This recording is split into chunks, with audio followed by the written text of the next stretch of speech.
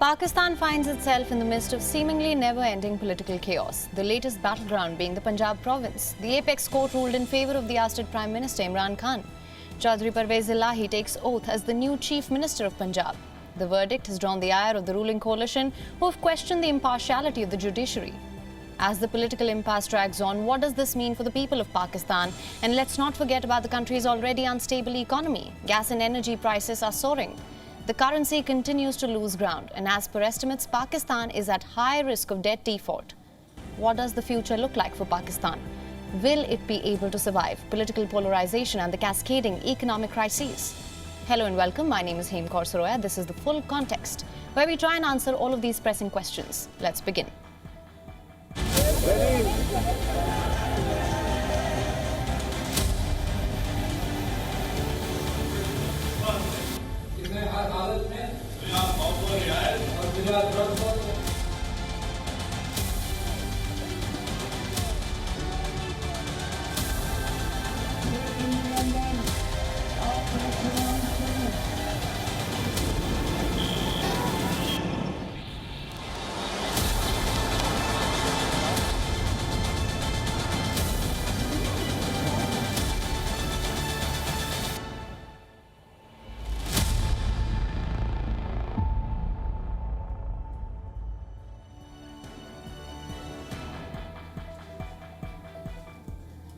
Starting with the latest change of guard in Pakistan's Punjab province, the Supreme Court has declared a winner in the tug of war. Pakistan Tehreek-e-Insaf-backed candidate Chaudhry Parvez Elahi has become the new Chief Minister of the province, handing out a victory to ousted Prime Minister Imran Khan. The President, Dr. Arif Alvi, administered the oath to CM-designate Elahi.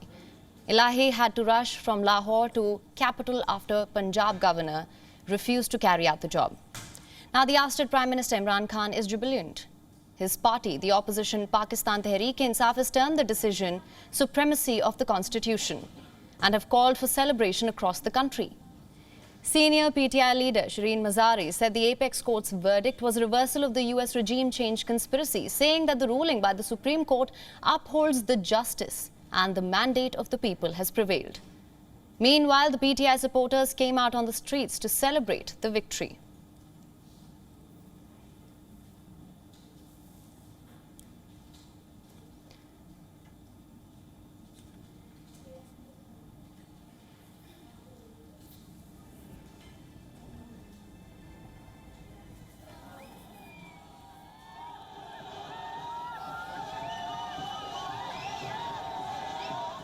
Massive crowds gathered across cities. There were loud cheers, slogans and fireworks, but the ruling coalition did not accept the verdict by the judiciary. They called it a day of the start of another phase of independence of judiciary. PMLN Vice President Maryam Nawaz tweeted, "Judicial coup" in all caps. PMLN Supremo, former Prime Minister Nawaz Sharif, expressed disappointment. He tweeted, "The country has turned into a theatre. Salute to 3 judges." The Prime Minister, Shehbaz Sharif, said that the Supreme Court verdict had given a shock to the hopes of people, legal fraternity, petitioners and media for justice. He said it was a demand for the reputation of the judiciary and the justice that a full court should have been formed. Party spokesperson Mariam Aurangzeb said that a self-suiting interpretation had led to this decision. तो आइन की 2 दफ़ा अलग अलग तशरीह एक ही फैसले एक ही आर्टिकल के ऊपर नहीं हो सकती। ये इंसाफ नहीं है। इमरान खान साहब हैं जो नैब चेयरमैन भी खुद बन गए, FIA के हेड भी खुद बनना चाहते थे, SHO थाने के भी खुद बनना चाहते थे जो लोगों को गिरफ्तार करे, IG पंजाब भी खुद बनना चाहते थे। तो ये जो एक मैकियावेलियन एटीट्यूड और फाशिज्म है ना, ये इमरान खान का माइंड सेट है। हमने ना कोई ऐसी डिमांड की थी, हमने फुल कोर्ट तमाम जमातों ने सियासी क़यादत ने, बार काउंसिल्स ने फुल कोर्ट का मुतालबा, फुल कोर्ट बन जाता, फुल कोर्ट बनता। अगर आपको यकीन था कि ये फैसला ठीक है तो फिर फुल कोर्ट बन जाता, फुल कोर्ट अपना फैसला करता। Now here's what happened. The top court declared all appointments made by PMLN's Hamza Shehbaz as illegal, told the members of his cabinet to vacate their offices. The 3-judge bench struck down Deputy Speaker Dost Mohammad Mazari's ruling on Punjab Chief Minister's election, declaring his implementation of Article 63A of the Constitution, quote-unquote, incorrect and erroneous. Why? During the re-election in the Assembly on the 22nd of July, the Deputy Speaker rejected 10 votes from the PMLQ. These 10 votes were cast in Elahi's favour and could have led to his victory. But the Deputy Speaker cited a letter by PMLQ President Chaudhry Parvez in which he had instructed them to vote for Hamza Shehbaz instead. Now, the 10 cancelled votes worked in Hamza Shehbaz's favour and he won the re-election. After which, angry PMLQ leaders and Imran Khan's PTI moved Supreme Court. Now, with the latest development, cracks within the coalition have started to emerge. Ahead of the verdict, JUIF leader Maulana Fazlur Rahman paid the PMLQ chief a visit at his residence in Lahore. And just before the verdict, Maryam Nawaz had accused Imran Khan's party of what she called bench fixing. वो monitoring जज जो तब लगाया था वो आज भी monitoring जज लगा हुआ है वो ताहयात मॉनिटरिंग जज वो उस मुकदमे के लिए लगाया था लेकिन लगता है कि वो ताहयात मॉनिटरिंग जज लग गए हमारे ऊपर हर मुकदमे में जो हमारे खिलाफ होता है उसमें वो शामिल होते हैं तो बाकी की सुप्रीम कोर्ट में इतने ज्यादा जजेस हैं फाजिल जजेस हैं इंसाफ करने वाले जजेस हैं अच्छी रेपुटेशन के मालिक जजेस हैं किसी भी शक व शुबा से बालातर उनकी इंटेग्रिटी है वो वाले जजेस हैं उनको क्यों उसमें शामिल नहीं किया जाता एक या दो जजेस जो हमेशा से एंटी पीएमएलएन रहे हैं एंटी गवर्नमेंट रहे हैं बार बार एस्टैब्लिश हुए उन्हीं को उस बेंच में बिठा दिया जाता है And now Imran Khan and his party are calling for early parliament elections. They believe it is the right time as people's mandate is in favour of ousted Prime Minister Imran Khan.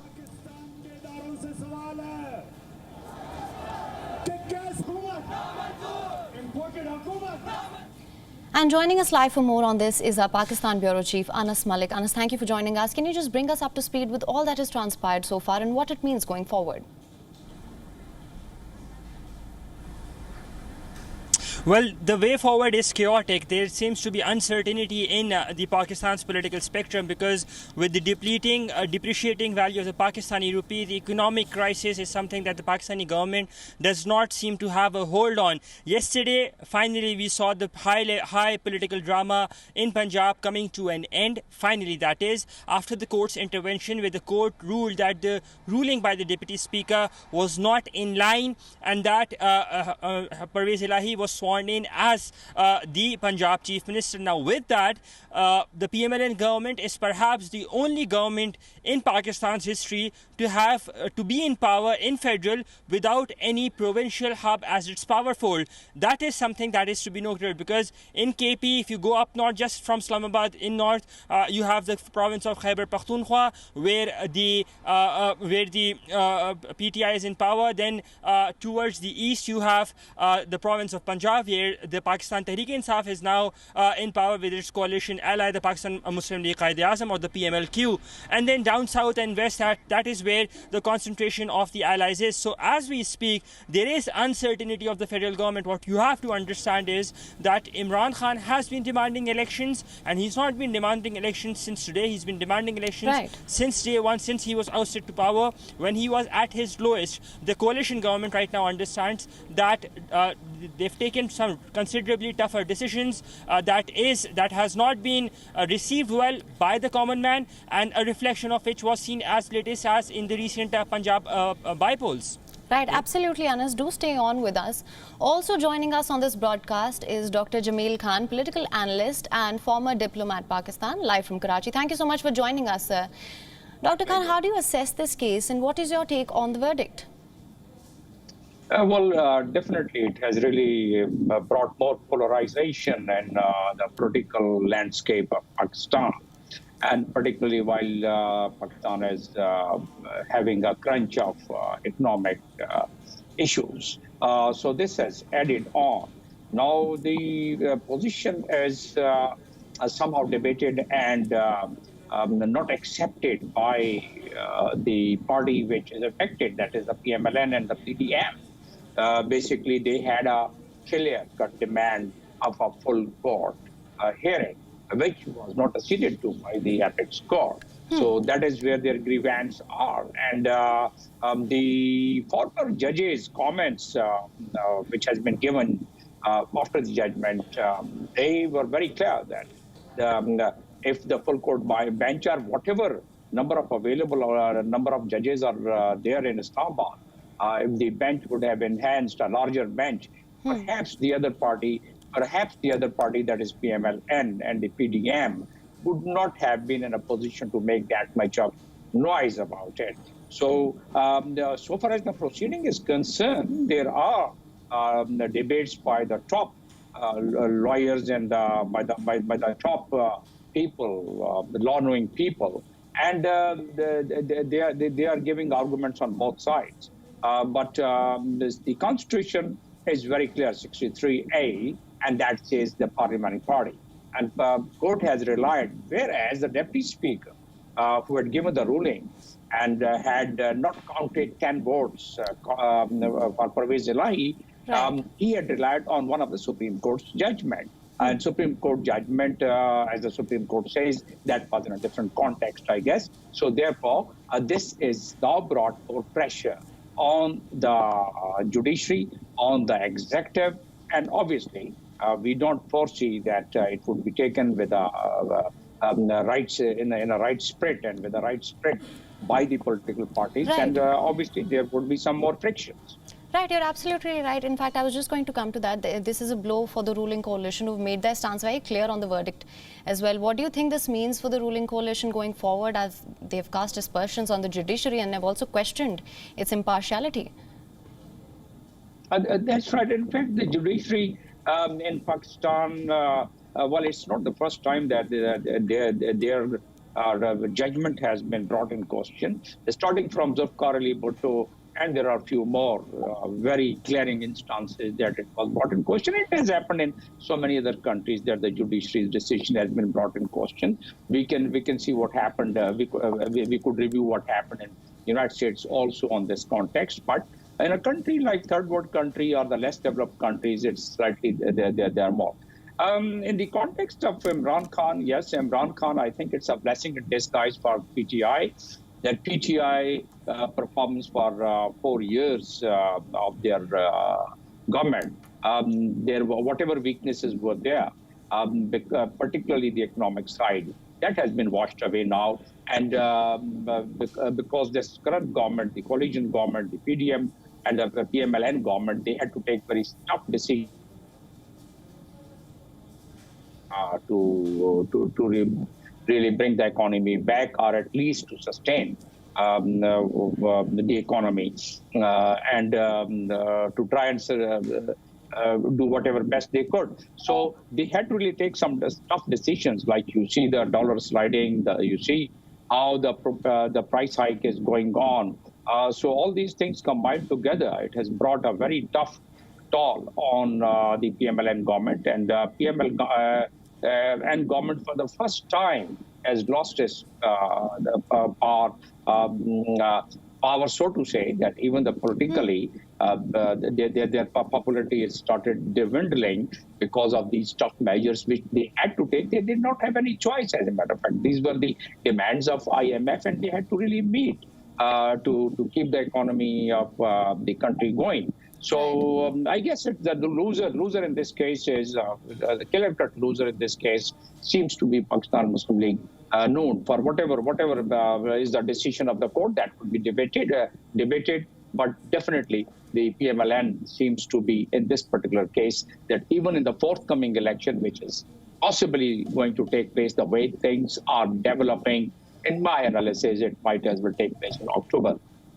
So Pakistan Muslim League government had a very good graph before the ousting of Imran Khan government, but after taking over, they are taking the brunt of the whole thing. Yes. Right. Absolutely. Dr. Imran Khan, thank you so much for joining us with your analysis of the situation in Pakistan. My pleasure. Thank you. Now, the verdict has paved the way for a change in Pakistan's most populous province and political heartland. The decision is more likely to compound the existing crisis instead of tackling it. Nonetheless, the top court's decision will prove to be the most massive setback for the PMLN in its history. The party feels trapped and deceived in every sense of the word, as one can clearly observe from the chain of reactions here. Punjab has been a political stronghold for the Sharif family. The incumbent Prime Minister, Shehbaz Sharif, has been the longest-serving Chief Minister of Punjab until his party's defeat. in 2018. Then his eldest son, Hamza Sharif, became the CM on the 30th of April 2022, but the control did not last, as you know. Will the PMLN be able to fight and take back its political stronghold if early elections are to be held? So far, the party has lagged behind and appears to have no clear strategy to counter its moves, politically or legally. Insiders say that the party is reviewing its strategy, with Imran Khan emerging as the most popular leader. It will be hard for the establishment to write him off. Now, Imran Khan has not just snatched the PMLN citadel in Lahore, they are also threatening to shake the very foundation of their power in Islamabad. It is only a matter of time before the coalition faces increased pressure from all corners, especially from the PTI for early elections. Confined to Islamabad with its coalition partners, the PMLN leadership has limited options and there seems to be no room to maneuver in Punjab.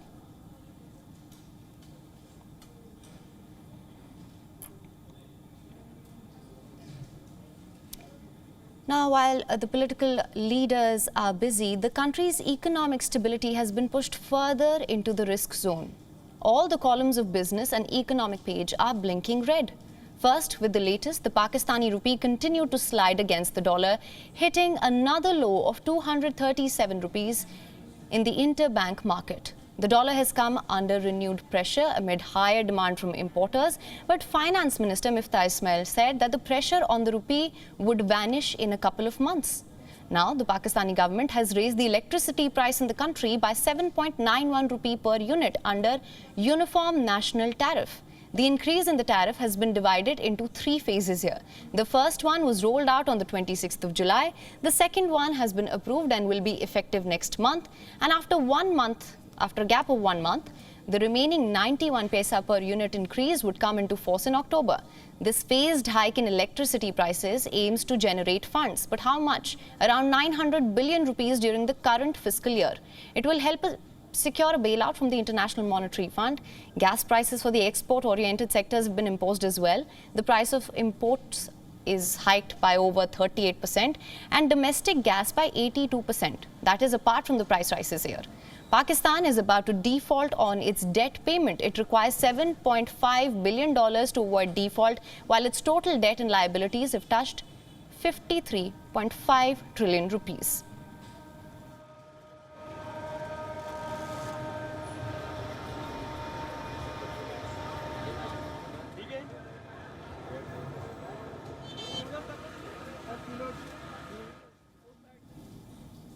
Now, once again, we're being joined by our Pakistan Bureau Chief, Anas Malik. Anas, what can you tell us of the plight of the people of Pakistan amidst the political and economic chaos? What can you tell us of the impact on the quotidian affairs of the citizens here?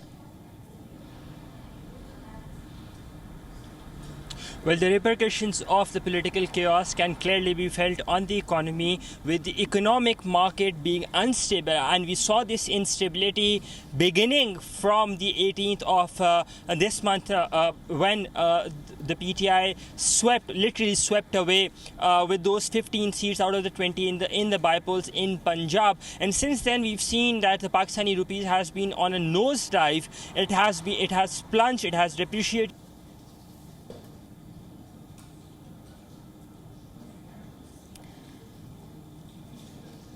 Well, we seem to be having a problem with that line. Also joining us on this broadcast is Mr. Javed Hassan, economist and chairperson, Economic Advisory Group, live from Islamabad. Thank you so much for joining us on this broadcast.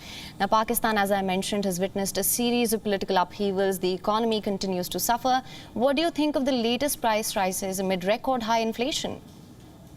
It is terrible for the average consumer. The average Pakistani is suffering. The inflation level officially is already around 21%. It's likely to go up even further. Having said that, these are absolutely necessary rises that are required by IMF. Without IMF coming on board, Pakistan is likely to default. So we need to get the IMF tranche, and that program needs to be revived. It's at the end of August that the board meets for IMF, and there are some prior actions. One of these was to tariff hikes. We have already seen fuel prices rise. There's been gas price increase, and there's some other structural requirements that need to be taken before the board meets. So, there's no option Pakistan has. If it doesn't do so, Pakistan could face a Sri Lanka-like situation.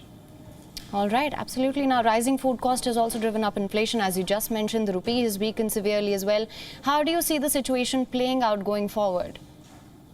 Once we are back in the IMF program, the Extended Fund Facility, EFF, there's a likelihood of some degree of stabilization, but it will still remain precarious. There are essentially structural problems in Pakistan. One of these is that we import much more than we export. There's a excess of borrowing that needs to be funded. There are debts that are becoming due. So there are structural problems, and those need to be addressed. So it's not going to be a rosy scenario even going forward. However, rupee is already depreciated almost 60 rupees in the last 100 days. That's almost 30%. So it's unlikely to depreciate much further. But it is going to be very painful for the average Pakistani. Inflation is going to remain high. As a result, interest rates are going to be high. I think economic growth is going to slow down severely. It's unlikely to be much more than 1%, even if that much. So it's going to be difficult times in the year ahead, definitely.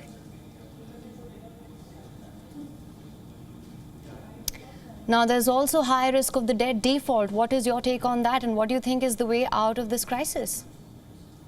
There is the markets, if you look at international markets, Pakistani Eurobond, dollar-denominated Eurobond is trading at anything between 50 cents to 55 to $1. That's a steep discount to the par value. So the yields are as much as 35–40%, which is the highest you can imagine. And that's basically indicative of default. Even though similarly, the credit default swaps, they are trading pricing at something like 20%.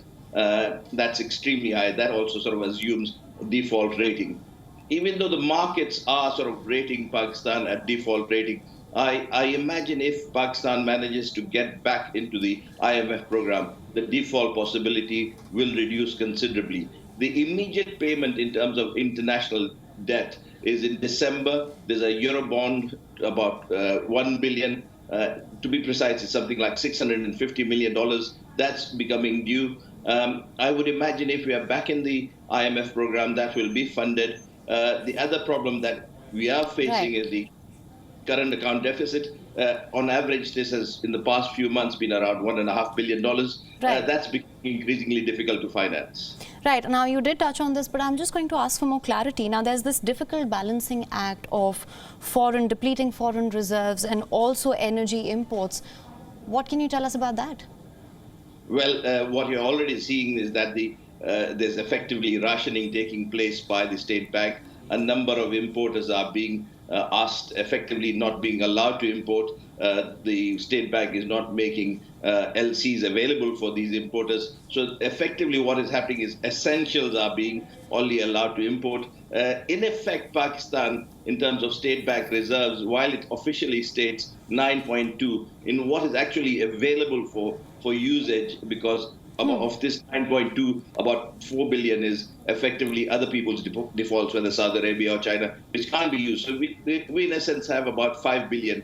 And that has to be rationed. So what you're seeing is rationing. There's not much foreign exchange available for everyone. And that has to be used for essentials like energy, fuel imports. Right. All right, Mr. Javed Hassan, thank you so much for joining us on this broadcast with your analysis of the situation. And with that, we call it a wrap on this edition of The Full Context. Thank you so much for joining us on WION World is One.